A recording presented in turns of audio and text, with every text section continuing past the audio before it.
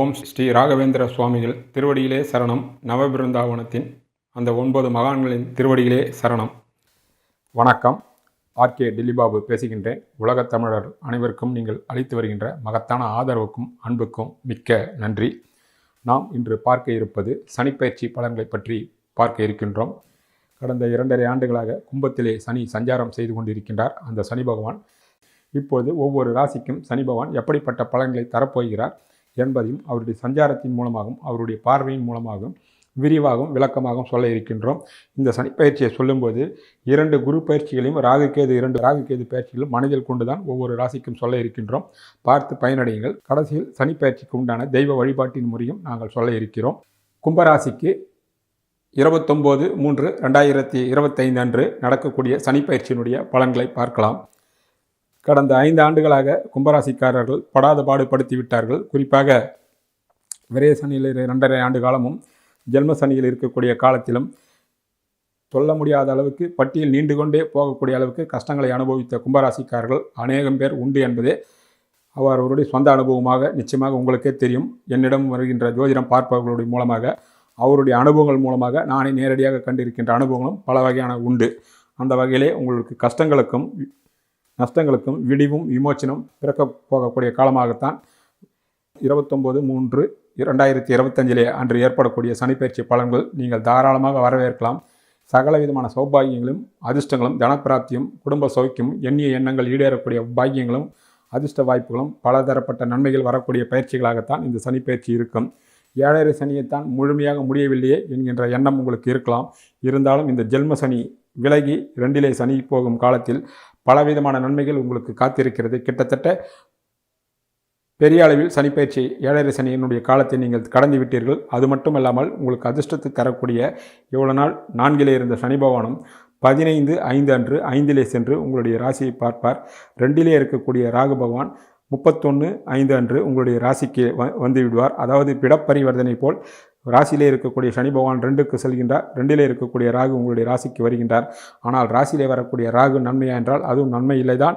இருந்தாலும் 5 இருக்கக்கூடிய குரு பகவான் நேரடியாக பார்க்கின்றார், ராசியும் பார்க்கின்றார், ராசியிலே இருக்கக்கூடிய ராகுவையும் பார்க்கின்றார். அதனால் கும்பராசிக்காரர்களுக்கு கடந்த கால கஷ்டங்கள் நஷ்டங்கள் வீண் அலைச்சல்கள் அசிங்கங்கள் அவமானங்கள் கடன்கள் உடல்நலிவு இடப்பயிற்சி போன்ற எத்தனையோ கஷ்டங்களும் நீண்டு கொண்டே போகும். முதலிலே சொன்னது போல நான் பட்டியல் போட்டால் அப்படிப்பட்ட கஷ்டங்களுக்கெல்லாம் விடிவும் விமோச்சனமும் நிச்சயமாக இந்த சனிப்பயிற்சியால் வரக்கூடிய நன்மைகள் கட்டாயம் தொடரும் என்பதை நிச்சயமாக நீங்கள் எதிர்பார்க்கலாம். இப்போது உங்களுடைய ராசிக்கு 2 வரக்கூடிய சனி பகவான் எப்படிப்பட்ட பலன்களை எல்லாம் உங்களுக்கு தரப்போகிறார் என்பதையும் பார்த்துவிட்டு அவருடைய பார்வை 3ஆம் பார்வையாக 4ஆம் வீட்டுக்கும் 7ஆம் பார்வையாக 8ஆம் வீட்டிற்கும் 10ஆம் பார்வையாக 11ஆம் வீட்டிற்கும் கிடைக்கிறது.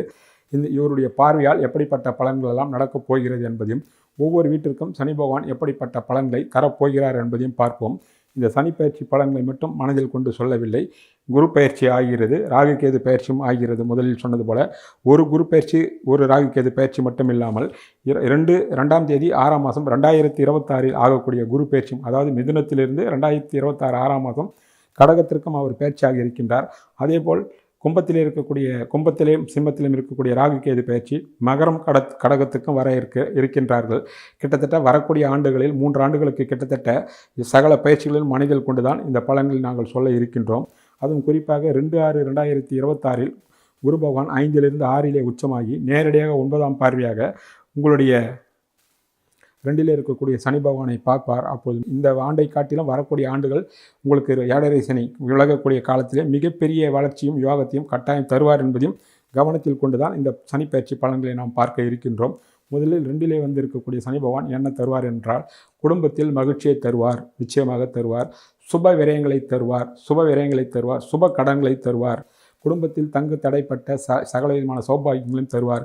கடந்த காலத்தில் இளைஞர்களுக்கும் இளம்பெண்களுக்கும் படிப்பில் பட்ட தடை தாமதத்தை எல்லாம் விலகி பட்டங்களையும் பதவிகளையும் வாங்க பதவிகளை கட்டாயம் தங்கு தடையின்றி தருவார். திருமணம் தள்ளி போயிருந்த இளைஞர்களுக்கும் இளம்பெண்களுக்கும் அற்புதமான முறையிலே திருமண பாக்கியத்தை கட்டாயம் கொடுப்பார். அதற்கு குரு பகவானுடைய பார்வை பூர்ணமாக உங்களுக்கு கட்டாயம் கை கொடுக்கும் என்பது தெளிவு. அதே வேளையில் இவ்வளவு நாட்கள் குழந்ை பாக்கியம் இல்லாத தள்ளி போயிருந்தவர்களுக்கு அற்புதமான முறையிலே குழந்தை பாக்கியத்தையும் கட்டாயம் தருவார். அவர் 5லே குரு பகவான் வந்திருக்கிறார் என்பதும் அது மிகப்பெரிய சாதகம். அவர் உங்கள் ராசிக்கு 2-11 கூடியவராகி 11ஆம் வீட்டிற்கு 7ம் 2ஆம் வீட்டிற்கும் 4லே வந்து நேரடியாக உங்களுடைய ராசியிலே இருக்கக்கூடிய ராகுவையும் பார்ப்பதினால் மிக பெரிய அளவிலே சந்தோஷங்கள் ஏற்படும், குழந்தை பாக்கியங்கள் ஏற்படும், தனப்பிராப்தி, சந்தோஷம். பலருக்கு எண்ணிய எண்ணங்கள் ஈடேறுவது, கனவுகள் ஈடேறுவது, படிப்புக்காக பிள்ளைகள் வெளியூர்களுக்கோ வெளிநாடுகளுக்கோ செல்லக்கூடிய ஆர்வம் இருந்தால், ஆசைகள் இருந்தால், அந்த ஆசைகளும் கனவுகளையும் 2லே இருக்கக்கூடிய சனி பகவான் பூர்த்தி செய்வார். பலர் வெளிநாடுகளுக்கு சென்று படிக்கலாம், வேலைக்கு போகலாம். எல்லா விதமான சௌபாகியங்களும் நன்மைகளும் ஜென்மராசியில் இருந்தது போல நிச்சயமாக சங்கடங்கள் நிச்சயமாக இருக்காது. சகல விதமான சௌபாகியங்களும் நன்மைகளும் உண்டு.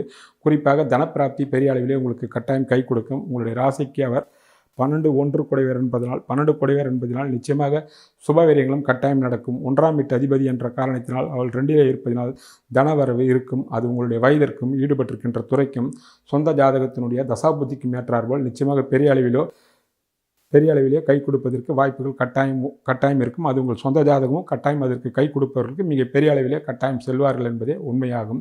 நிச்சயமாக 2லே வந்திருக்கக்கூடிய சனி பகவான் உங்களுடைய கண்ணீரை துடைத்து ஆனந்த கண்ணீரை வரவைப்பார். பல வகையில் நன்மைகளும் யோகங்களும் லாபங்களும் தனப்பிராப்தியும் கடன் அடையக்கூடிய வாய்ப்புகளும் கடந்த காலத்தில் கடன்காரனுக்கு பயந்தோ மற்ற வகையில் மாட்டிக்கொண்டோ முடித்தவர்களுக்கெல்லாம் விடிவும் விமோச்சனும் கட்டாயம் 2லே வரக்கூடிய சனி பகவான் கும்பராசிக்காரர்களுக்கு கொடுப்பார் என்பதை நிச்சயமாக நீங்கள் நம்பலாம்.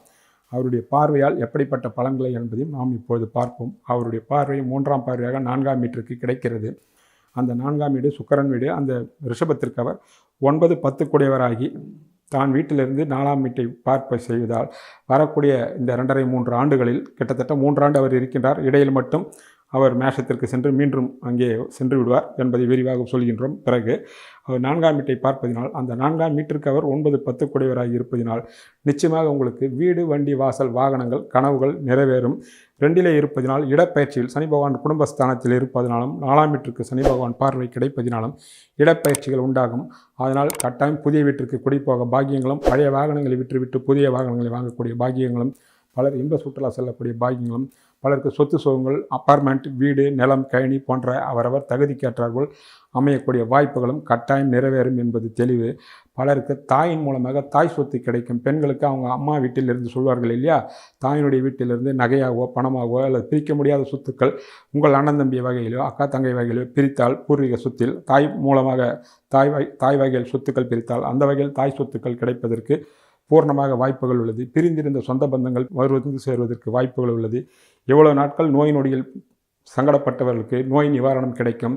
பல வகையில் நோய் தீரவில்லை என்று கஷ்டப்பட்ட ஆண்களாக இருக்கட்டும், குறிப்பாக பெண்களாக இருக்கட்டும், பெண்களுக்கெல்லாம் நிச்சயமாக உடல் ஆரோக்கியத்தில் நல்ல முன்னேற்றங்கள் கட்டாயம் உண்டாகும் என்பது தெளிவு.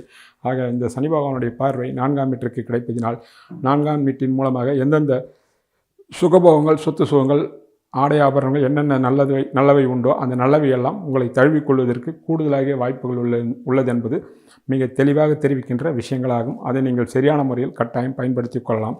அடுத்தபடியாக அவருடைய பார்வை 8ஆம் வீட்டிற்கு கிடைக்கிறது. அந்த 8ஆம் வீட்டிற்கு அவர் 5-6 கூடியவராக இருப்பதினால் 9ஆம் வீட்டிற்கு 12ல் இருப்பதினால் தந்தையாலும் தந்தை உறவுகளாலும் ஒரு சில சங்கடங்கள் வரலாம், வீண் விரோதங்கள் வரலாம், அல்லது தந்தையின் மூலமாக வைத்திய செலவுகள் வருவதற்கு வாய்ப்புகள் உள்ளது. சொந்த ஜாதகம் சாதகமாக இருந்தால் அத்தனையும் சுபவேரியங்களாக ஆகிவிடும். அதற்கு காரணம் உங்களுடைய ராசிக்கு 5லே இருந்து குரு பகவானுடைய பார்வை 9ஆம் வீட்டிற்கு கிடைக்கிறது. அந்த காரணத்தினால் ஆகக்கூடிய செலவுகள் எல்லாம் சுபவேரியங்களாகும். இல்லை சாதகமான தசாபுத்தி நடக்கவில்லை என்றால் தந்தையால் விரோதம், தந்தை உறவுகளால் தொல்லை, வைத்திய செலவு, ஏதோ ஒன்று சொத்து சுகங்கள் பிரிப்பதில் தகராறு போன்ற வகையில் ஏதோ ஒரு மனத்தாங்கள் வரக்கூடிய வாய்ப்புகள் இருப்பது என்பதையும் நீங்கள் நினைவில் கொள்ள வேண்டிய விஷயங்களாகும்.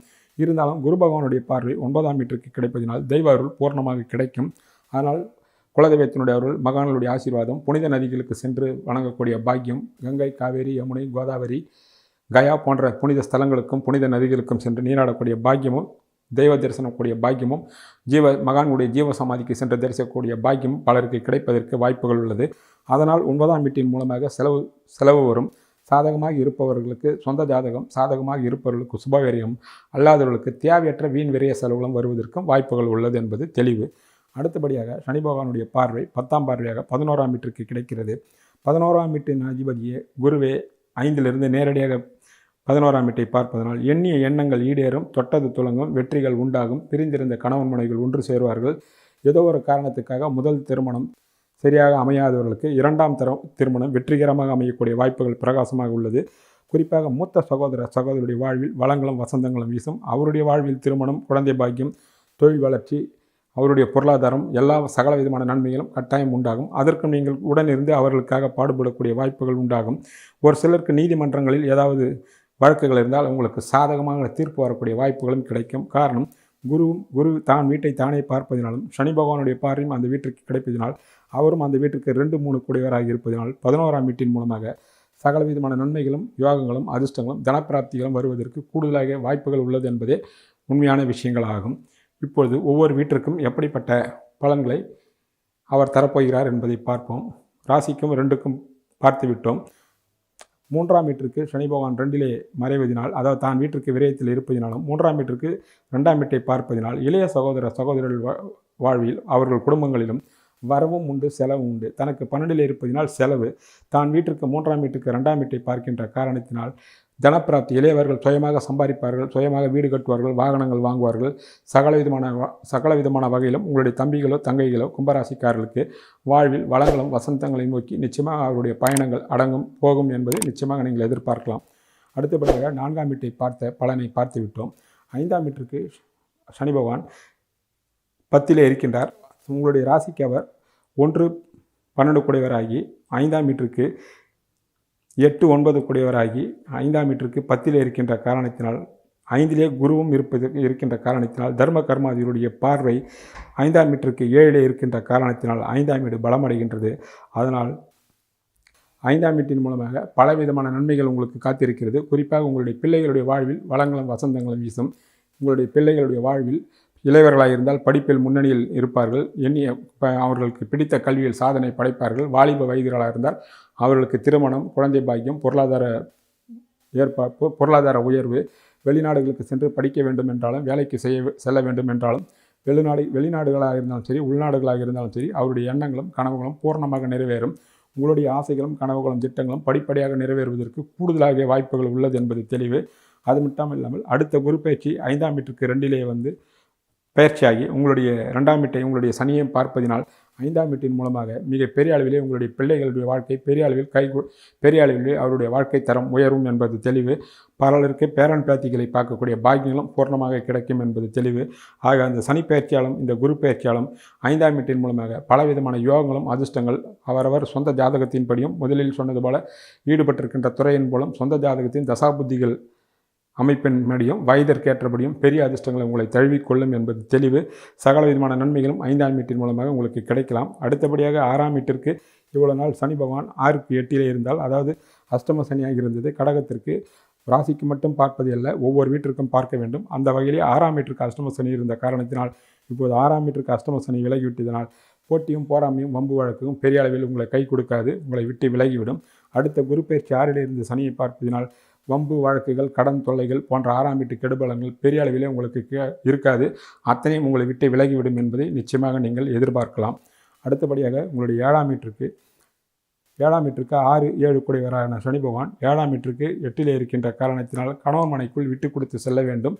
அதே வேளையில் தொழிலுக்காகவோ வேலைக்காகவோ ஒருவர் பிரியக்கூடிய சந்தர்ப்பங்கள் வரலாம். தசாபுத்தி சரியில்லாதவர்களுக்கு கணவன் மனைக்குள் கருத்து வேறுபாடுகளும் வரலாம் என்பதை நீங்கள் நினைவில் வைத்துக் கொள்ள வேண்டும். காரணம், 7ஆம் வீட்டிற்கு அஷ்டம சனி ஆரம்பிக்கிறது. அதாவது 7ஆம் வீட்டிற்கு 8லே சனி என்ற காரணத்தினால் நிச்சயமாக கணவன் வகையிலையோ மனைவி வகையிலையோ விட்டு கொடுத்து செல்ல வேண்டும் என்பதில் மட்டும் கவனமாக இருக்க வேண்டும்.